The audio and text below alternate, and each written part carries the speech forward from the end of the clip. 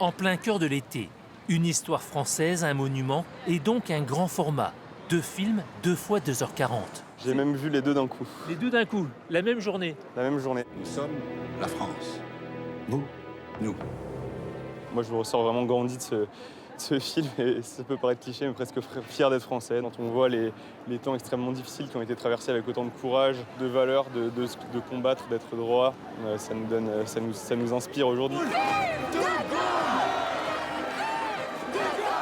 Il y a plein de choses que j'ai l'impression de ne pas avoir appris à l'école et que j'ai découvert vraiment grâce à ce film. Roosevelt compte occuper la France, l'amputer d'un tiers.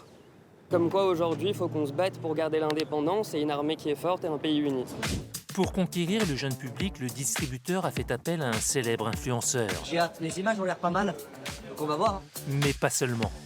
On avait fait des analyses sur leur connaissance de cette période de l'histoire, sur l'image qu'avait le général de Gaulle à leurs yeux. C'était la thématique de la résistance qui leur parlait particulièrement.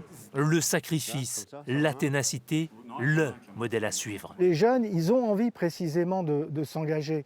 Et ils ne trouvent pas dans la vie politique actuelle les motifs, les raisons et peut-être les figures pour s'engager. Et le général de Gaulle, c'est exactement le héros français par excellence.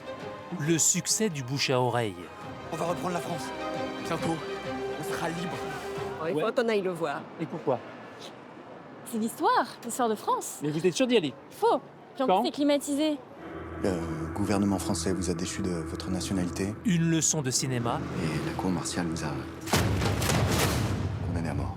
une leçon Autre chose? d'histoire.